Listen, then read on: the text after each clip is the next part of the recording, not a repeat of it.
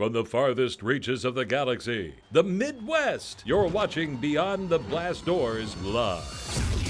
Hello, this is Beyond the Blast Doors live on a Sunday, however you may be watching or listening, YouTube, iTunes, Spotify, SoundCloud, or Stitcher. You're watching Beyond the Blast Doors, episode 77 on a Sunday.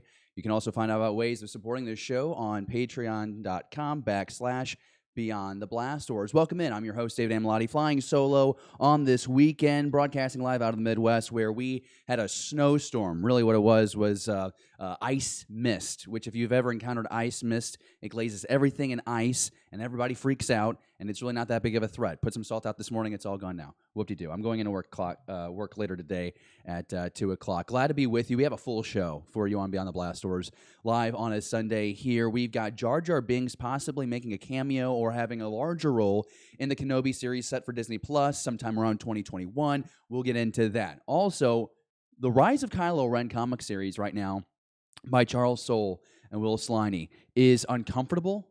It's sometimes disturbing, very revealing, thrilling. I'm finding a lot of ing words right now. It's because what they're doing with the Snoke character, now what we know about Snoke, thanks to the Rise of Skywalker, and just this young Kylo, it reminds me of a story of this kid being kidnapped when I was in high school. I'll tell you the story in about 15, 20 minutes. And it's why that this is, like, to me, like a very bold comic. But I think for like most people, it's just like, it's a comic. And we'll talk about that review that we have also for you on BeyondTheBlastDoors.com, and where maybe I sync up or don't sync up with Marie Wilson of BeyondTheBlastDoors.com. What else do we have? We're talking about how Disney has a lot of dollars in the bank account right now, and Disney Plus makes up a third of those dollars. It is insane. And the role that The Mandalorian played in this, not even to mention the role that future projects will play. Star Wars, Disney, very thankful that it purchased Star Wars a few years ago from George Lucas, I'll tell you that much. And also, I got a review, a brief review, more of a reaction really, to a book that I got thanks to Inside Editions. It's the Star Wars Collecting a Galaxy sideshow book, and we'll take a quick look at that. Full review tomorrow on Beyond the Blast Doors.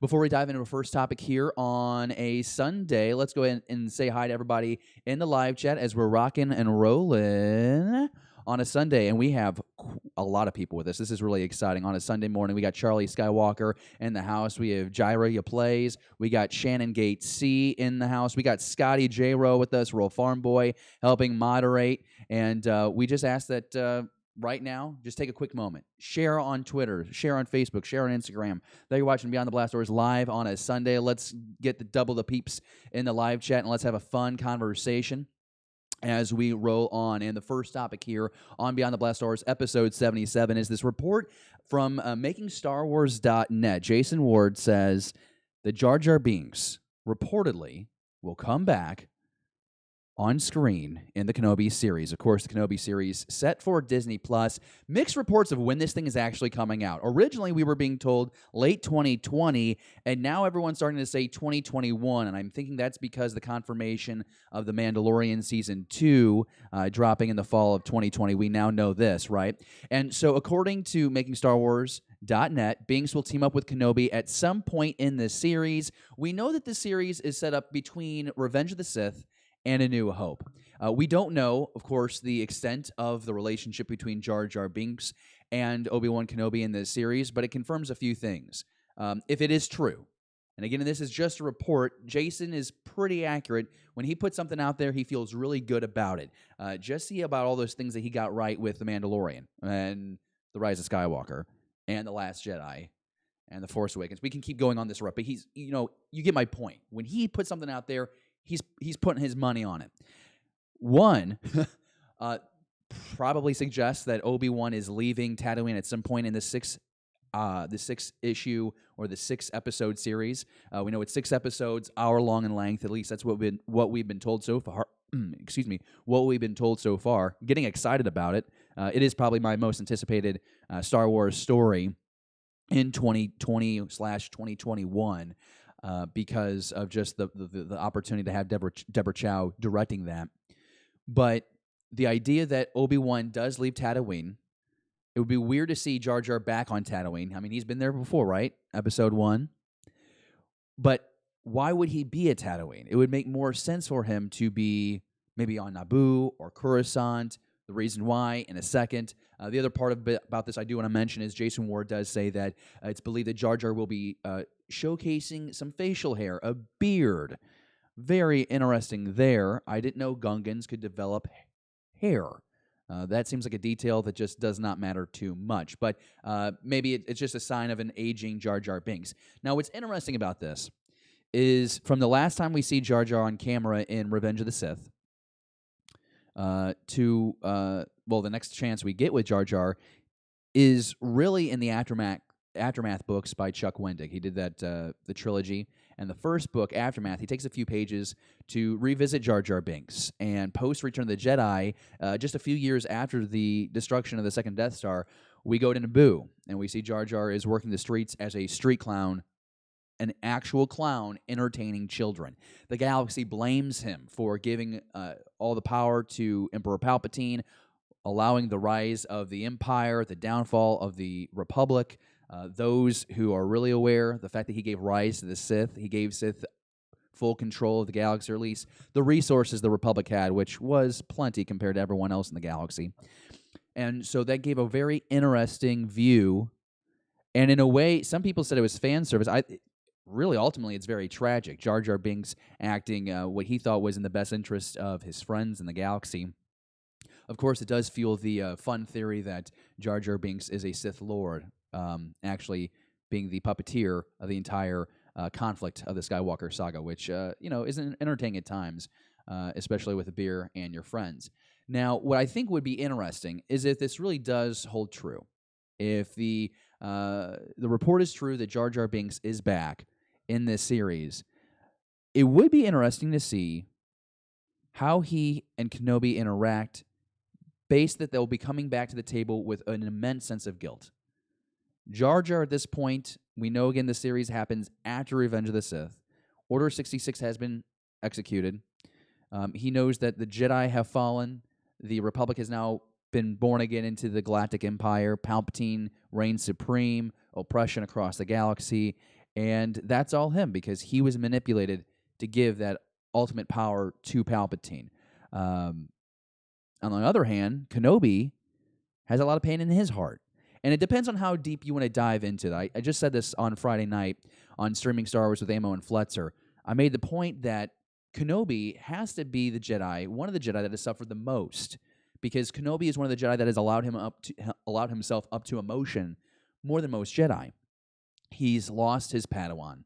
He knows that Anakin is dead, that Darth Vader is now leading the agenda of the Sith, slaughtering younglings, taking over planets with stormtroopers and large mechs.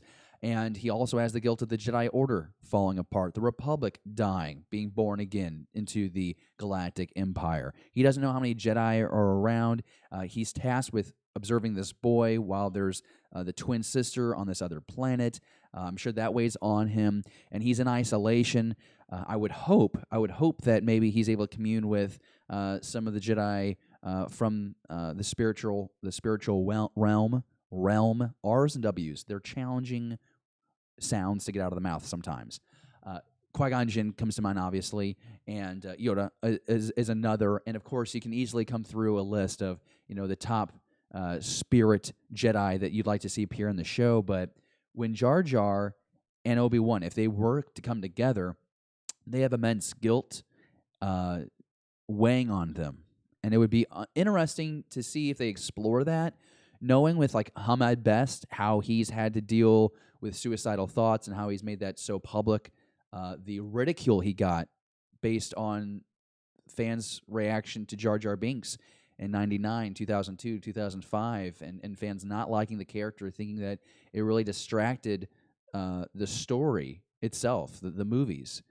It muddied them. And of course, now you fast forward, 20 years, and you have generations now that love the character. And so I wonder if they do explore that. I wonder if it's a chance to address, the mental illness through Jar Jar, but it's something that has been experienced real by this real human being that I mean, he did so much for film. I mean, you can say what you want about the character of Jar Jar Binks, but motion capture performance, I mean, you don't have Andy Serkis unless you have Ahmed Best. I mean, it's like the chicken or the egg. Which came first? Ahmed Best.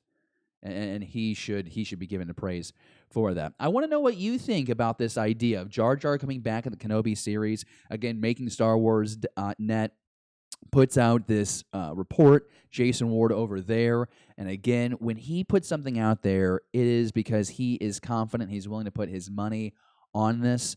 I'm intrigued to find out if this one comes true, because is it too soon? Is it too soon, or is it the right time, or should Jar Jar have come back a while ago? Did he ever fit? I'm not sure, but it makes a lot of sense, right? Ahmed Best is going to be hosting that game show on Disney Plus here that's coming up. He's been at conventions. We've heard him speak. He's more active on social media. It all seems to kind of be building up to that Jar Jar could make an appearance or could have some kind of role in some big Star Wars story or maybe in the cartoons. But then again, we said the same thing about Hayden Christensen about 18 months ago. Hayden Christensen started popping up randomly on social media and in articles, and he was at Star Wars Celebration last year in Chicago and the year before that, and everyone started talking, is Hayden Christensen going to come back? And everybody thought he'd be back in Episode 9. Did he have a couple of lines? He did. Spoilers, I guess. I feel at this point, if you've wanted to see the movie, you've seen the movie. He was in the movie technically, but we didn't see him. Now, whether or not you want to believe in the rumors, there was a rumor that everyone was on set dressed as these characters, and that scene exists somewhere. That clip exists somewhere. I don't know. If it does, I'd love to see it. I think that was a missed opportunity. Granted, JJ, what I read very recently, I can't remember who had the report, but it was clarified that JJ didn't want to have all these Force ghosts popping up at the end of the movie because he didn't want to take away from the fact that Luke and Leia were together again at the very end when Rey sees them on Tatooine. So take that for what you're worth. Everyone has an opinion on that. I'm well aware. I want to know what you think. So if you're watching this live, let me know in a live chat what you're thinking as far as Kenobi gearing up, dropping in 2021. This chance that Jar Jar Binks could be there, let me know in the live chat, or if you're watching on the rewind, you can comment down below. Definitely do that. That's how we continue this Star Wars conversation. And if you're listening, again, you can always catch us on the podcast feed, wherever you listen to your podcasts. Just search Beyond the Blast Doors. Thank you, because you've already found us if you're listening to this. But you can send us a tweet at BTBD Star Wars and let us know what your reaction is to that news. I want to dive into the live chat real quick and see what everyone is saying. And a big thanks to everyone. Great crew joining us in the live chat right now, and I want to get into this because there are so many people commenting. Charlie Skywalker saying Snoke is just creepy. Absolutely, referring to what I was saying about the Rise of Kylo Ren comic. We'll talk about that a lot. Rural Farm Boy, been a lot of solo David past few shows. Yeah, there has been. It's just schedules, man, schedules, and trying to get everything synced up. David is outrageously busy. Jesse's been busy. We're kind of doing our own thing right now, but it's totally okay. Things keep on moving. Scotty, but David, Disney ruined Star Wars. Oh, he must be, yes, reacting to the fact that Disney's making a lot of money of a Star Wars. Yes, we'll talk about that in just a second. Let's see. We had a question about who else thought that Din Djarin was as a kid was going to be rescued by Obi-Wan Kenobi. I think a lot of people thought that because Deborah Chow directed that episode, and she's doing the Kenobi series, and there was a lot of speculation, but it was actually a member of Death Watch. And that was a big topic of conversation Friday night on Streaming Star Wars with Amo and Fletzer. We talked about that in depth because I didn't catch that. And I don't really read other people's reviews of these episodes. I just watch it, and I remember going, man, that Mandalorian looks oddly familiar, and they all kind of looked uniform. They were Death Watch. Crazy pickup from Pete Fletzer. Big shout out to Gannon136. He joins us in the live chat. Glad to have him with us here on a Sunday.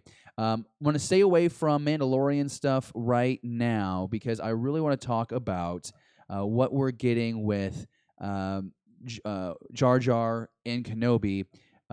David asked, do you think that we'll get a teaser at Celebration? This Celebration in August? there's a slight chance we might get some footage.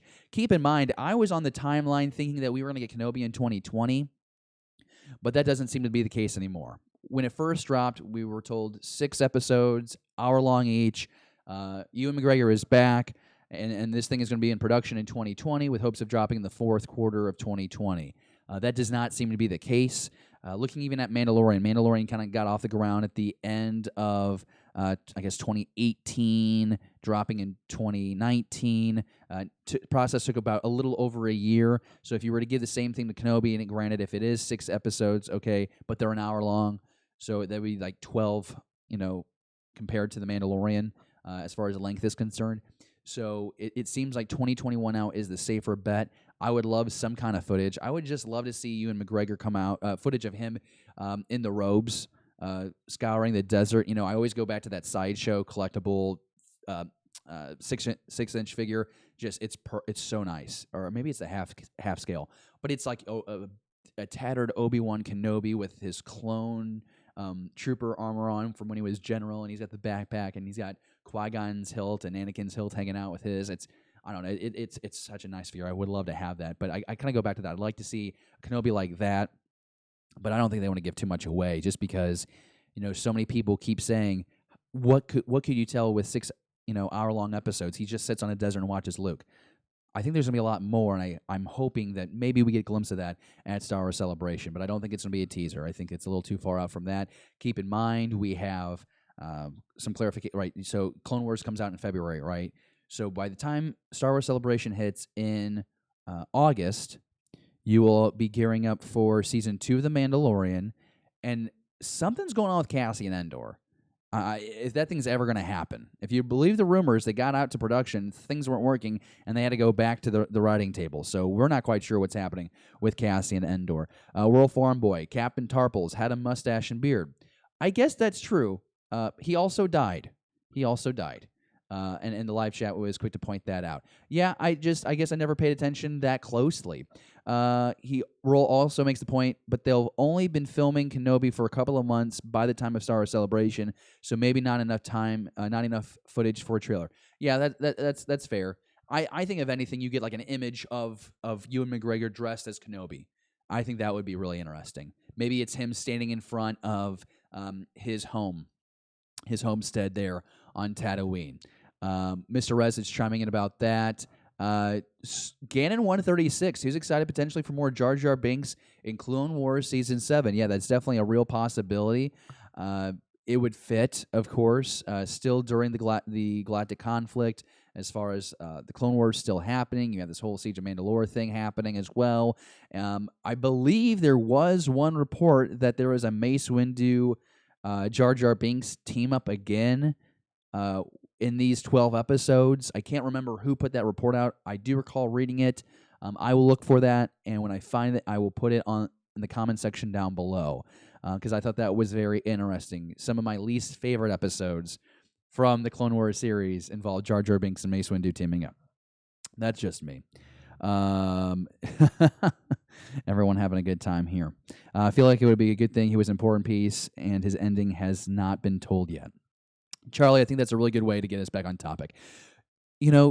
Jar Jar was just a support character for a long time in the series, but then kind of what made him celebrity was a lot of people dogging on him and the controversy.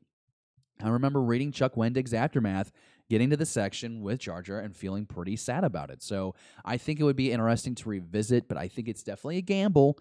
Your older fans definitely are stuck in their ways about the character. You have your newer fans who appreciate Jar Jar. I think that this is much like The Mandalorian. The Kenobi series is going to be a darker, grittier character exploration of Kenobi. There, I'm sure there'll be moments of humor.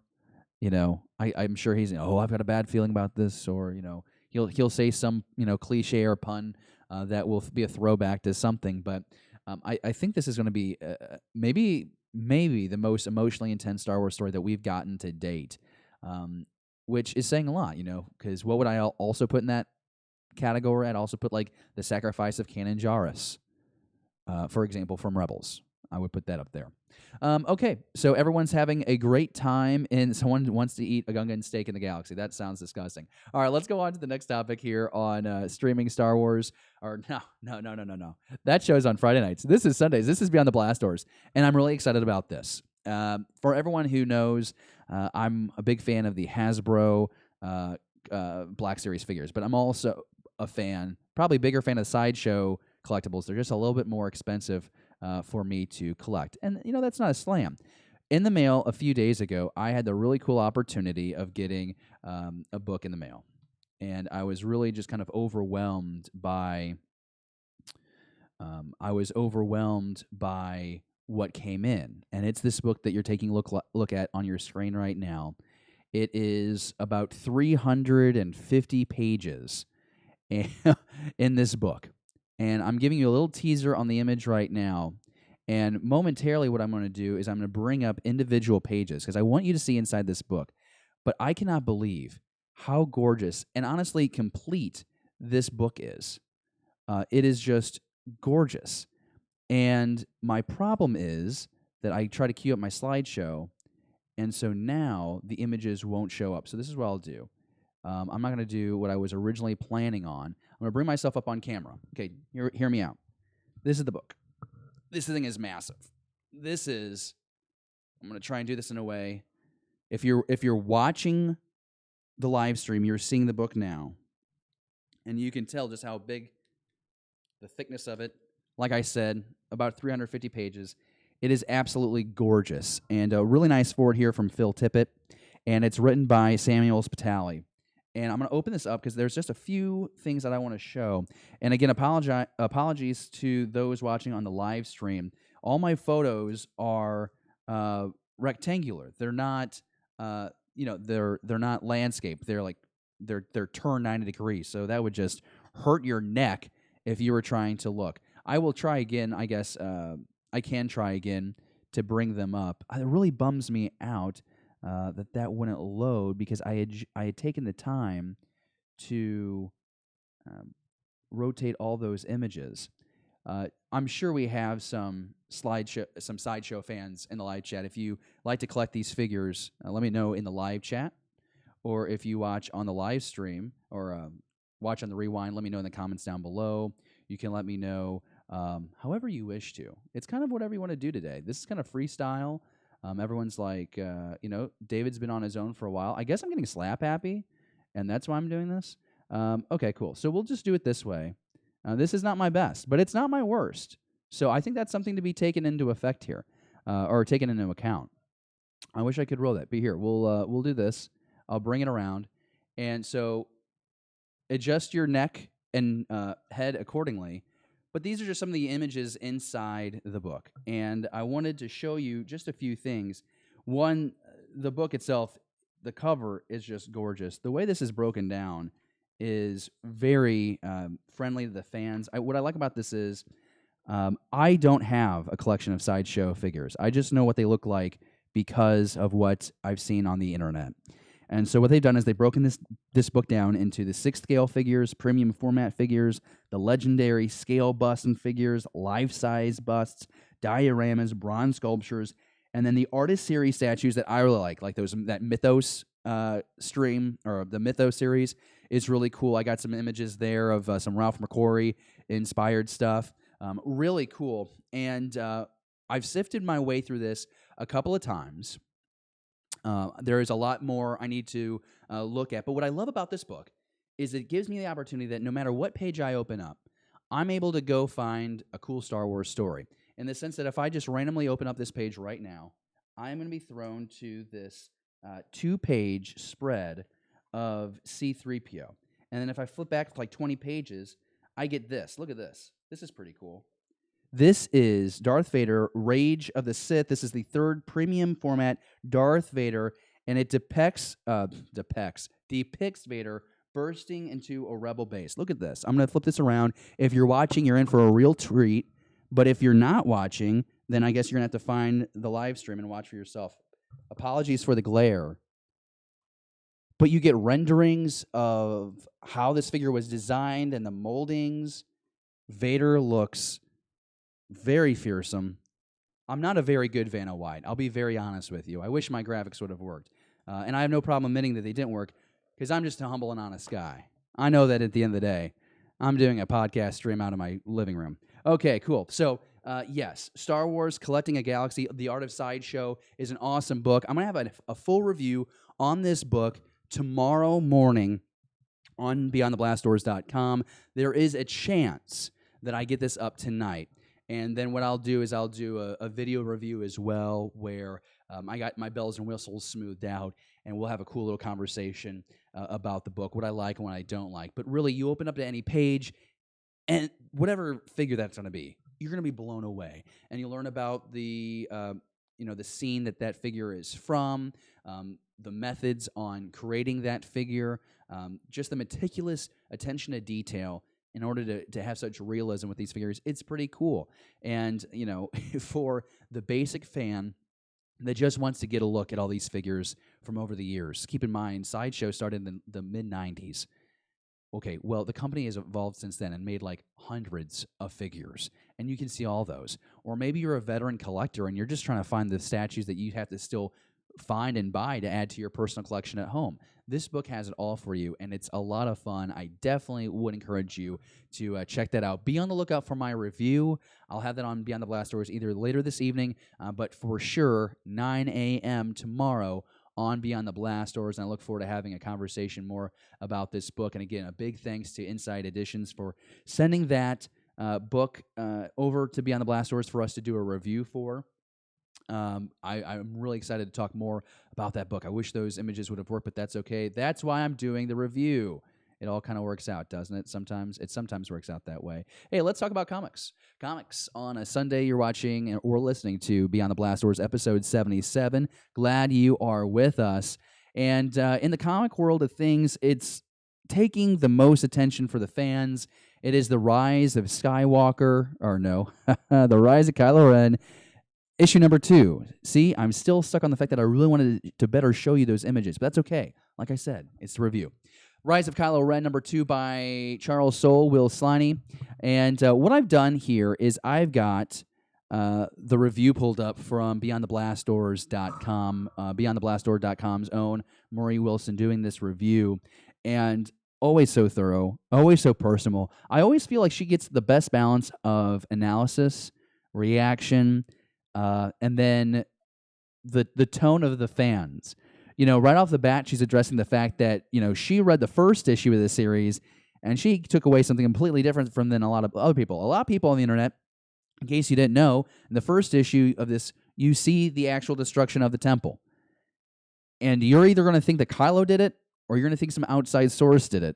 I personally read it thinking that Snoke was manipulating Kylo, and he destroyed the temple, making Kylo feel guilty as if it was his fault.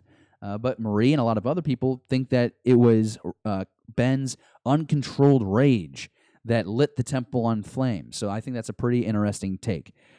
This was a great comic. I think it's a great series so far, but it is a disturbing one. And I want to describe what I mean by that. I think people are a little confused by what I mean. It's not that I think it's bad. I think it's incredibly wonderful Star Wars. I'm not knocking it at all. It's disturbing in the sense that I find Snoke's behavior with Ben Solo to be awkward and manipulative, and there's like physical touch here that is just creepy. You watch The Rise of Skywalker, and this is going to be a spoiler, so if you don't want to hear this, you mute me for like 10 seconds. So you know that Snoke is the product of the Emperor. Either Snoke is somehow a clone of the Emperor and has his essence, or he's just like this creature that the Emperor created that the Emperor could manipulate like a puppet. We're not quite sure on what Snoke really is, but he's a creation of the Emperor. It's still like there was a story out of St. Louis when I was in high school. A kid my age got abducted, and he was missing for several years. And all this time, he was living with his captor in this apartment. And there were things said in the when the investigation finished, and the reports on the news, and you hear phrases like Stockholm syndrome and abuse, and people asking questions, why didn't they leave? all these things, I'm thinking this when I'm reading this comic book. Like, Ben Solo is being manipulated by Snoke, and it's to a disturbing degree. Hands on his face, and hugging. There's like some relationship here, and it's deeper, and it seems more complicated than what we see with Ben Solo and Luke Skywalker, for example, in the second issue of Kylo Ren. And it made me feel uncomfortable and squeamish. And I think that whether that's intended or not by Charles Soule and team, I picked up on it. That's how I interpreted the art. Uh, and while it made me very uncomfortable, it works for me. It adds to the villainy of Snoke. Whether he's a standalone character or he's just this clone force creation of Palpatine, it really kind of intensifies him as a villain. You see him in Force Awakens, and yeah, he's one evil dude, and like he's intimidating. You get to The Last Jedi, not so much. He's kind of a joke of a villain. So I really do like how this builds up to that Snoke that we got in The Force Awakens. What's interesting about this comic book, and of course we're talking about the rise of Kylo Ren #2, is the fact that we get some big things here. The origins of Kylo, that name, comes from his childhood. At least that's what we are led to believe in this comic. You don't actually see or read Kylo mentioned, but there's this conversation between Snoke and Ben. Ben wants to go find the Knights of Ren. He has just destroyed the Jedi Temple, so he's mad at Luke. He says Han Solo is a lie. His last name's not even Solo, making a reference to the trash origins of Solo that we got in the Solo movie.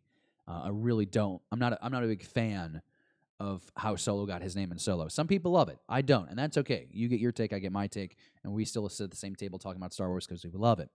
And then he's unhappy with his mother trying to lead the New Republic. And so he wants to go out and join the Knights of Ren. And he's going to need a new name. And so he says, I think I've got one. It's from my childhood. So we're all led to believe that is going to be Kylo. Okay, Kylo. And we know the Knights of Ren now in this series. The Knights of Ren has this like surfer boy leader who's like really jacked. He either has tattoos or like a lot of spilt blood on his chest. But he talks like a surfer bro. And it just does not work for me well. I don't see how an individual like that could be leading these fearsome, gruesome Knights of Ren that, despite not being very well utilized in the sequel trilogy, these are some dastardly-looking bad people. This to me looked like the Knights of Ren looked like they could have been a really terrifying threat. And I don't believe it for one moment that these guys would actually follow the surfer guy. But apparently this guy is a murderous psychopath, and I guess that's why they stay in line. What we also get is this trip to, I believe it's pronounced El Forana, which is the site of this old Jedi. It looks like a Jedi temple, but really it's like a treasure chest. And they say as much as when they walk in. And there's all these cool items, artifacts. I think you see a Sith holocron at one point. You see a Jedi holocron at another point. You see the Kyber blaster from Jocasta Nu that she used during the Vader run that Charles Soule wrote a few years ago that has such high praise here from us here at Beyond the Blast Doors. Laura Santeca is in this, which is really great. You get a guy that, everyone was so excited about him being in Force Awakens and the fact that he dies in the first 7 minutes of the movie. This is a great opportunity not just to be able to explore Luke and Ben's adventures with this little comic issue, but I'd like to see more stories done in this time period because maybe you get Luke and Laura Santeca looking out for Jedi artifacts. We know now that Lando went scouring the galaxy with Luke Skywalker looking for artifacts. This time in the Star Wars canon timeline is rich of potential. You get a really cool sequence. Here's the thing. When I saw The Last Jedi, I thought to myself, man, Luke developed himself into a real master because when he comes out to face the whole First Order with that laser sword and to stall for the Resistance to get away, that move he makes to get around Kylo, I know it's a Force image. He's projecting himself across the galaxy, But I think that's really a thing that Luke Skywalker was capable of doing. And you read through these panels of this issue, and Will Slade does such a nice job with the art. You see a similar move kind of choreographed in this comic, and you just wonder, like, how good did Luke get in, when he was at his prime, like 5 years past Return of the Jedi or 10 years past Return of the Jedi, like how good was he? And we get teased again, right, when you have Leia and Luke training, and of course, the big thing is, Leia, outdoes, Luke in that session. Okay, fine, whatever. I'm sure, you do, out of 10 rounds, they probably were, like 6 and 4. Luke is a full trained. I mean, it's fine. I'm fine with Leia being strong with the Force, and of course, she then gets the vision that her saber will be used to, kill or something. There was some connection with her lightsaber and destruction, so that's why she gave her lightsaber to Luke, and why he she went to go back in the politics realm. But more of that, love all of that. And in this comic, you see Luke take on like half a dozen or maybe even a dozen Knights of Ren, and it's pretty cool. Staging of everything is interesting, right? Because you have Ben over here trying to protect Lor Santeca with his lightsaber drawn, but just the fact that everyone is focused on Luke, I love how Star Wars works. It's like you have it's 12 versus 1, but all 12 are going to take one shot each, making it far easier for this one person to defend themselves. If they all went at one time, I bet it would be a lot more successful. But that's okay, because Luke Skywalker has to live another day to fight. When I think about what this comic is doing so far, it is expanding my knowledge of Snoke. It's intensifying my love for Luke Skywalker. It makes me more empathetic for a Ben Solo who is victimized, who is manipulated, who I would say is basically suffering from Stockholm Syndrome. Like, this dude is trapped and being manipulated by this creature, whatever you want to call Snoke. And I'm really interested in seeing where this goes. I believe we only have 2 more issues with this. Keep in mind, Charles Soule is also doing the main run of Star Wars right now. Read that first issue, and it was really interesting. Really interesting. Don't have any images to pull up, but very fascinating how it's like moments after Luke gets saved from Cloud City and the Falcon's blasting off, and the Falcon, it's like that. It's like that next couple of hours after the Falcon leaves Cloud City and Empire Strikes Back, and how they try and team up with the Rebellion and the Empire striking down rebel sects, and it's crazy cool. And this whole like Lando is like he's trying to like prove that he's a good guy, but they still don't trust him because how he kind of backstabbed the crew. It's just really well done. So it's just everything that Charles Soule touches, especially with Star Wars, seems just to be money. And he's got like 3 or 4 other things that are not Star Wars related that he's written that are getting picked up for movies and Netflix deals. So the guy is just owning the game right now. It is Claudia Gray and it is Charles Soule right now with Star Wars storytelling. I think if you ask anybody who explores the comics and the books, I think they'd all agree with me. I don't know anyone else who's really doing it. I want to say James Luceno because of what he did with Catalyst, but that's all he's really done in recent.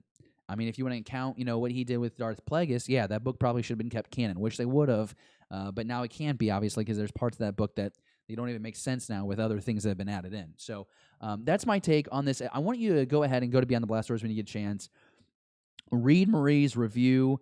She gets into it really in depth, which I think is really fascinating. She has some really interesting takes, and I don't want to steal all that thunder.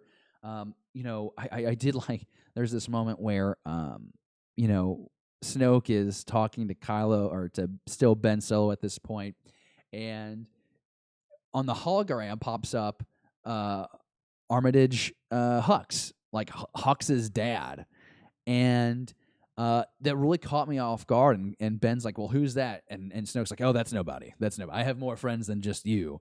And I'm like, ugh. But it kind of does. It makes your mind wonder. Like, okay, so on the timeline of this happening, like who you have like the 3 big leaders of, like who's really leading the First Order? Because like you have Phasma, and I said Armitage Hux, but they're not the same 2 people. It's Hux. Hux's dad. It would be Phasma, and it would be Armitage. I want to correct myself. And the fact that all 3 are still alive right now, and of course Daddy dies, and that's why Hux, that we know, is trying to rise up the ranks and prove his value. Obviously because he's pissed that his dad got killed, which also might be why it leads to his downfall and why he betrays Kylo Ren, but thankful for that, right? So if you're reading, I want you to know, have you picked up this comic book yet? Based on this conversation, do you think you're inclined to, if you have not already? Let me know down in the comments below. I want to dive into the live chat because it is going crazy. And I also want to say thanks to my buddy Patrick in the live chat for covering my butt here. Brendel Hux is Brendel is the first name that I was looking for, so I appreciate that coverage. So, Kevin Scott here, I just got done saying that, like Claudia Gray and Charles Soule are kind of like the top of the game right now as far as like books and comics. Kevin Scott by Gavin136, good point. Kevin Scott did the Dooku Jedi Lost audiobook, and then the script was produced in hardcover, which I've yet to get. I really want that. I really want that for my collection just because, I'd like to read it myself. And I think that is one of the best written Star Wars stories to date. I think it really is. So much fun exploring Dooku in that. So that's a really good, that's really great. Gyra, you play, says, I'd like to see Solo 2 explain some of the other stuff like Lando's maneuver mentioned. One, Return of the Jedi, and Maul and Crimson Dawn. Yeah, I mean, that seems like that could be great for comics or for live action, but I doubt we get it. It's interesting. The crew over at StarWarsNewsNet.com, people that I respect greatly, they just did a poll. And keep in mind, they are the ones pushing Make Solo 2 happen. They do a poll that gets like 14,000 votes. And it's like, what are the standalone Star Wars stories do you like the most? And it was Rogue One, Solo, or like I think the third option was like Undecided or something. And overwhelmingly, like 70 or 80% of people voted for Rogue One being the way better standalone story, which I definitely agree. Now, I think that the Make Solo 2 happen effort is very admirable. I mean, like, John and Lacey and others over there trying to lead that effort. Like, I totally respect that. But based on that poll, man, Rogue One seems like it's more likely to get a sequel than Solo right now. So let's see here. What else we got? Marie Wilson. Oh my gosh, yes, Marie is in the live chat. Marie, I am praising your review on BeyondTheBlastDoors.com. I'm trying to get people to go there, read it, and share it and love on it. She says, I loved how Star Wars 1 started in the middle of the end of Empire Strikes Back. So cool that they're showing stuff going on before that last scene. Yeah, I totally agree with you, Marie. I think the placement was great. I think it's great. She goes, we do get to meet Lobot after he's gotten the implants, but before they take over in the first Lando short series run. Okay, good point to point that out. And also, Patrick Cubby saying, did you see that Hux's mother got an official name drop in the Rise of Skywalker Visual Dictionary? I have not yet because I have not gotten that book yet. So that is something I haven't been able to get. I got the one for Force Awakens. I don't have the one for The Last Jedi either. I just, for that, I go off of friends who have it, and they just tell me things that they think I should know because I like to go on the internet and talk about Star Wars. It's interesting. It was mentioned here that someone wanted to see that little maneuver on Boss Tanab, and it's for the reason why I don't want to see like the trouble that Han ran into on Ord Mantell that he references in Empire Strikes Back. Let some of these things be not shown or revealed, so that way the myth of all of it just continues to grow. Like I like to pretend when I watch Empire Strikes Back, wow, something must have something really had to have happened to make Han want to leave the rebels again and go pay up with Jabba. I don't want to see what that is because it's just so incredibly scary that I don't want to imagine it. And the maneuver on Ormond, that sounds like the maneuver on oh my gosh, I just had it in my head. Battle of Tanab. I bet it'd be cool, but maybe don't do it, because what if you do it and then it doesn't meet your expectations that your imagination has built up? That's, like I have friends that love the Harry Potter books but hate the movies because the movies aren't nearly as grand as their imagination. All right. It is right now we're about 40 minutes into the show here on a Sunday. Glad that you're joining me for episode 77 of Beyond the Blast Doors. This is a lot of fun. Big thanks to everyone joining me live.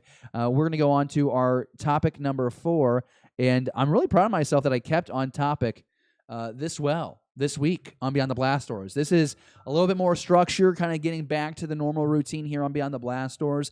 The last 2 weeks, I did solo reaction reviews of The Rise of Skywalker. And I talked about the things that I really liked and the things that I want to explore more because when I don't either quite understand them or I didn't like them or I'm just left confused. And all those things, they all mean different things, right? So I'm hoping that The Rise of Skywalker ages like fine wine. I had a lot of fun seeing it in theaters. But I'm really looking forward to the chance to watch it at home and really dissect that movie. But overall, I thought it was a lot of fun.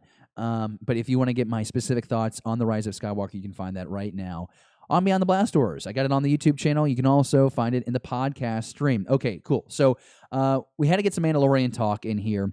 And usually I leave my Mandalorian talk for streaming Star Wars with Ammo and Fletcher, which you can watch 10 p.m. Eastern, 9 p.m. Central, 7 p.m. Eastern on the YouTube channel. But I think this is something that we can then have a conversation here on Beyond the Blast Doors here on a Sunday. The Mandalorian plays a critical role in Disney Plus. Its overall value of $100 billion. That's crazy. Just think about that. I said that wrong. It's $100 million. I don't know why I said billion. Probably because I feel like it should be worth $1 billion at this point. But basically what happened was CNBC, let's just take it straight from the article. So I'll even bring it up on the screen so that way we can all read it together. So it is Disney's streaming business, yes. It is already worth more than $1 billion. Let that sink in real quick. That's insane. This thing dropped in November. That's crazy. But are we totally surprised? We'll get into why we're not totally surprised here in a second. I'll pull myself up on camera so that way I can bring up the screen capture. So this is an article done by CNBC. And so Disney's streaming business already worth more than $100 billion alone, okay? Now, the total enterprise value of Disney right now is believed to be $320 billion. And so according to this report, a third of what Disney is generating is done right now through Disney Plus. And what is enterprise value? It's a measure that combines market cap with short and long-term debt, okay? So Barclays is this research thing, and it says Disney's core business, which is the movie studio and the parks, okay, things along those lines, $213 billion. And so that leaves Disney's direct-to-consumer streaming business worth $107 billion to $108 billion. That is ridiculous. And there's a couple of things that we know that maybe play a role in this. Not maybe, we know they do. First day out of the gate, despite glitches, 10 million subscribers had paid hard-earned cash to subscribe to Disney Plus. A quote here from the Disney executive on the CNBC article that I just showed you. Quote, 6 weeks into launch, Disney is already pricing in a streaming business of $108 billion. That is 69% of Netflix's enterprise value, which has taken 13 years to get there, according to Barclays. So what Netflix achieved in 13 years, Disney has already achieved in just 6 weeks. This is a juggernaut. So this is also something that's really interesting. This report, Rosenblatt Securities analyst Bernie McTernan, this was a week ago this comes out. Disney Plus is scheduled to reach 25 million subscribers by the end of the first quarter here in 2020. Disney's target goal has been put on record as 60 to 90 million subscribers globally by the end of its fiscal year in 2024. Now, that is said, there is a report that was put out by The Hollywood Reporter back in November. The analysts are tracking Disney Plus to have 104 million subscribers by 2025. Now, you do the math. I'm doing the 3-service bundle of $13.99 a year. So $13.99 times 101 million people. Okay, you do the math. Okay, that's a lot of money. Even when you factor in the fact that Disney has teamed up with Verizon Wireless to give Verizon Wireless customers 1 year free Disney Plus when they purchase a phone contract with Verizon, you're still going to have, and of course, Verizon's going to have to give a little cash to Disney to keep them happy about this deal. But you get the point. There's a lot of money being funneled in here. So Disney's projections based on the CNBC report and the Hollywood Reporter article that I referenced from last November 2019, Disney's estimate looks conservative because 60 to 90 million subscribers. Okay, well, this other report saying 101 million subscribers, which is the number that we at Beyond the Blast Doors have been using religiously since that first dropped last, I guess that would technically be winter 2019. So the Disney numbers do seem a little bit more conservative, but maybe more conservative projections are easier to achieve. Are you really surprised, though, that Star Wars is such a valued asset in all this? How can you be surprised? The Mandalorian for, a couple of weeks was the most watched streaming TV show of all time. Took it away from Stranger Things, and now it's been dethroned by The Witcher. But bring on season 2 of The Mandalorian in the fall of this year. I'm sure that it'll get right back there. And don't forget, for one moment, it's not like people are going to stop watching The Mandalorian, for example, because this is the only original exclusive content, Star Wars-wise, for The Mandalorian, or for Disney+. People are still watching The Mandalorian. I watched the episode drop every Friday or every Tuesday when it dropped, right? Or the 1 week it dropped on a Thursday. Or maybe that was Wednesday. My memory is hazy. But the point is, I was there every morning to watch it. When I woke up, I turned on Disney Plus and I watched the new episode. But the day before, I watched all the episodes that came before it. And we're going to have a year or so before we get to season 2. So fans, obviously, maybe you're watching this or listening to this right now, you're going to go back and you're going to watch those episodes once in a while. You're going to get buddies over a couple of pizzas, maybe a couple 2 liters of Mr. Pibb, and you're going to binge watch all 8 episodes. If there's anything that I didn't expect to have happen on a Beyond the Blast Doors episode in 2020, it would have been a reference to Mr. Pibb. Does anybody still drink that? I loved Mr. Pibb, but I loved it, and it was 2005. Let's see what people are saying in the live chat right now about this topic, because I'm really interested to see how people are reacting. And it looks like, wow. Does the 100 million plus include the multiple profiles on accounts possibly?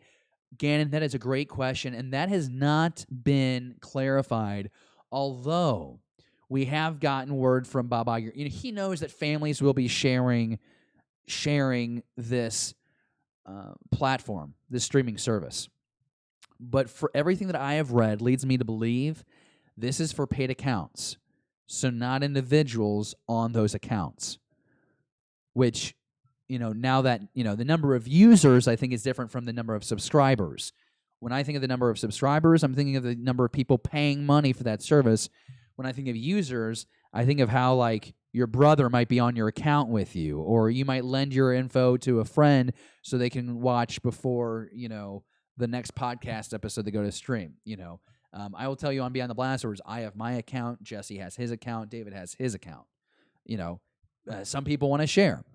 Yeah, Mr. Rez is with me. Oh, hey, and Gannon still drinks Mr. Pibb. Very fascinating. Here's a question that's posed. Will The Mandalorian ever drop on Blu-ray and DVD? That is the question. I don't know. I mean, you would be led to believe that you'll have Rise of Skywalker drop on DVD. I was actually just thinking of this the other night because I went to go watch The Irishman. Oh, I forgot that my Netflix subscription had ended. We canceled Netflix because what we do watch a lot. We watch a lot of Hulu, Amazon Prime. We watch Disney Plus now, and anything else sports I can find through a 10 or online service for free. But I really want to watch The Irishman again, and it did have a theatrical release. Is that going to drop in theaters, or is that going to drop on Blu-ray and DVD? I hope so. I'd buy that. I'd buy the Blu-ray with that, and hopefully they include that 25-minute candid interview with Scorsese, Pacino. They had Pesci on there, and I think maybe Pesci wasn't on there. I can't remember now, but I know De Niro was on there. It was a really fun conversation. That would be a great bonus feature. Maybe I can see Scorsese being like, I dropped this 3.5 hour, but if you want to watch the 6-hour thing that I originally had, you can watch that. Like Scorsese, I think would be the kind of guy to drop a director's cut. And I look at The Mandalorian. Yeah, I wonder if people would buy a DVD or Blu-ray on it. I mean, it's on the streaming service. If you want it, it's on the streaming service, right? You know, it's not like movies that before you had streaming services, you had people with these. I have tons of DVDs, okay, and some Blu-rays, and before the age of streaming, you had people with these massive collections of DVDs and Blu-rays, all right, and then you got the streaming service. Well, did you people that collect all those DVDs and Blu-rays throw all those away? No, we hold on to them. We like the tangible, okay. I don't judge you for that. I'm the same way.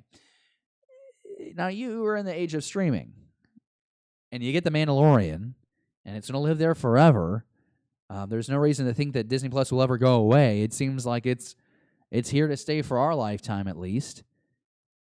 I don't know if there's really a value of getting a hard copy. Why are you spending, what, $50, $60 to get the first season of Mandalorian on Blu-ray or DVD when you're already paying, anywhere from $6.99 to $13.99 a month to have the streaming service? I guess the argument would be just that. If I just like The Mandalorian, I could have a subscription to Disney Plus just to watch that series. And then once it ends, I can drop it, and then I can go buy the tangible DVD or Blu-ray set, and then I don't have to have this monthly fee occurring. Because honestly, when you add up how much you're going to spend on Disney Plus over the course of a year, 5 years, 10 years, 25 years, it's an astronomical number. And do you want that number to be? Do you want to have paid that money? I mean, I'll pull it up right now. I didn't do this before the show. I'll do it right now with you.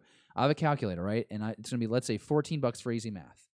And in 1 year, I will have spent $168 on Disney Plus. Now let's time that by 5. Now we're at $840. So in 5 years, I will spend almost $1,000 of my take home on that show. That's, that kind of puts everything into perspective. Is it worth holding on to that? Well, you would do that with cable when you had your internet, TV, and phone bundles, 7, 8, 10 years ago. Families didn't have a problem doing that. I'm just for fun. If I have Disney Plus for 25 years and I never cancel it, I will have spent $4,200 on this streaming service, and that's not taking into account inflation. So in case the price goes up, that is a lot of money. That's mildly depressing. But you know how they're going to keep our money, Patrick? You know how they're going to keep money to anybody, to you watching, listening to the show right now? They're going to keep our money because they're going to put on this, this game show with Ahmed Best. They're going to have, series with limited runs like Kenobi. They're going to drop cartoons, whether it's the last season of Clone Wars or a spinoff with Sabine and Ahsoka. It's going to be, if there's like a solo series, that kind of spins off of the theatrical released movie, there's always going to be that next bit of content that if it doesn't keep you for, years upon years bookended, you'll have that subscription for 2 months, you'll drop it for a month, but then you'll be right back. And I think that's the trick for Disney.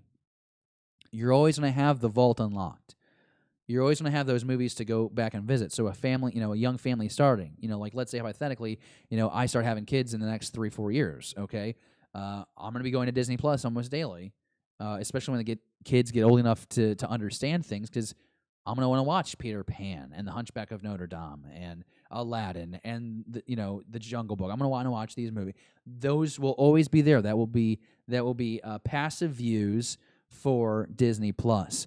But that new content for a lay fan or maybe just the individual, take out whether that person has a wife or husband or that person has kids, right? Just for the individual. For an individual to want to stay on Disney Plus, there is going to have to be a continued release of Star Wars Adventure for the Star Wars fan. Now, if you're like a Disney fan, they've got you hooked for life because there's always going to be something new that's going to be released. And you're always going to want to be able to have those original Disney cartoons available, the holiday stuff, the National Geographic, and if you're a fan of the franchise, you're a fan of the Disney Corporation, they're not even thinking about you because they know they've got you for life. Marie Wilson goes, David, you're making my pocketbook hurt. I'm sorry to do that to you. Rural Farm Boy. Now Friday night, David said he was bad at math. That's a good point. I was bad at math on Friday night, but then I used a calculator because mankind created the calculator, and then I'm a little bit more accurate. World Farm Boy also asked, if The Mandalorian drew that much money, he's a new unknown character. Imagine what a well-known character like Kenobi show will do. Now, here's the thing.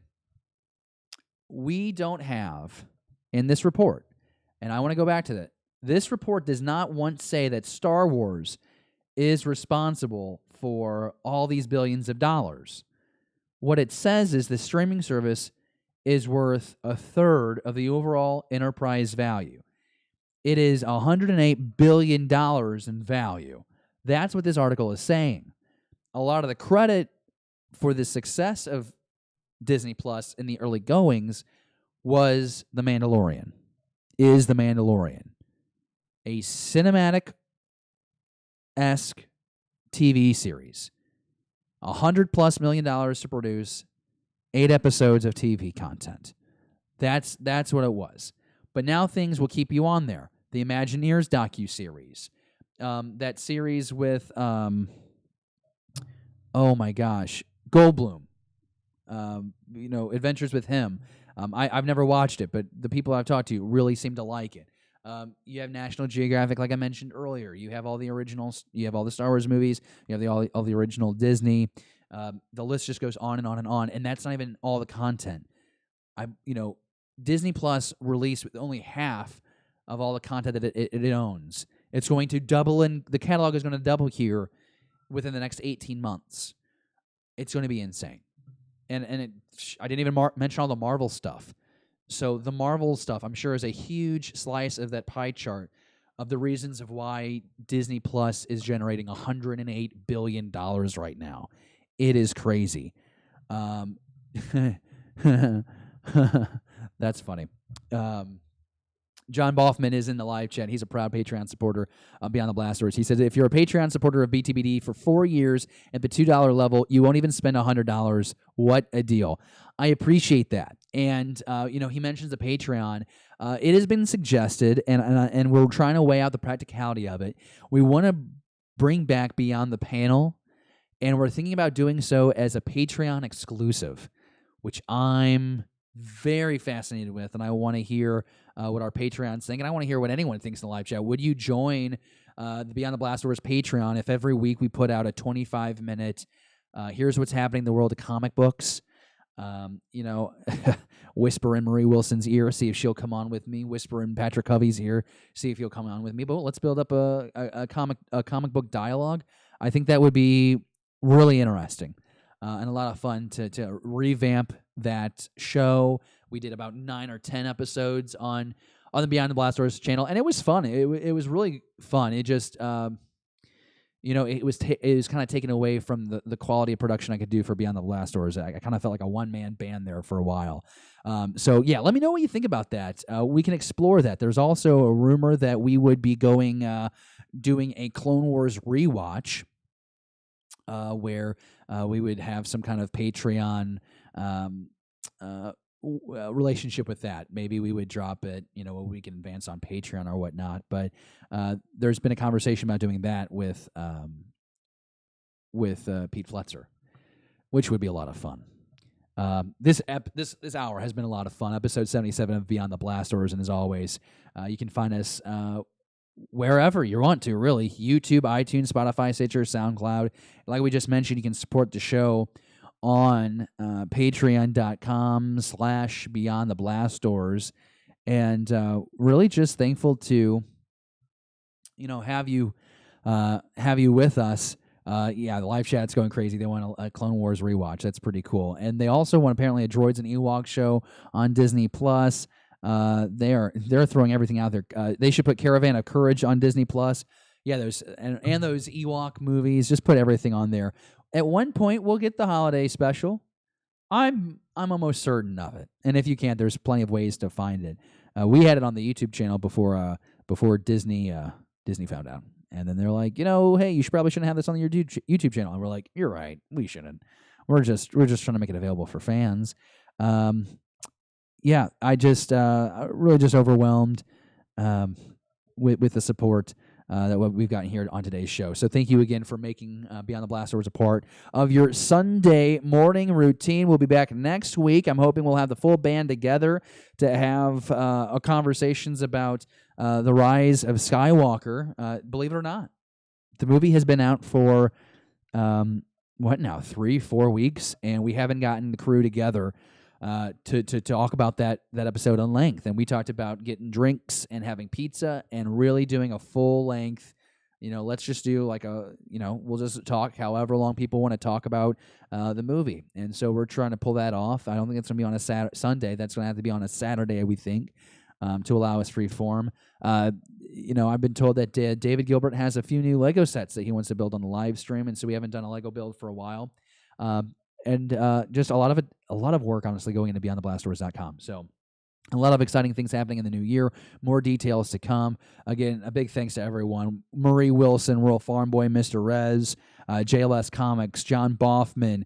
We have Gannon in the live chat. We had a few others earlier joining us. Gyra Plays was with us. Just everyone for taking their time. Thank you for supporting the show. And again, we will be back here on Sunday, talking Star Wars. Episode 77, 2 Beards, 1 Jedi. It was a success. We'll see you soon. May the Force be with you. Thank you for watching Beyond the Blast Doors. Be sure to subscribe to our channel. Don't forget, give us a thumbs up and leave a comment.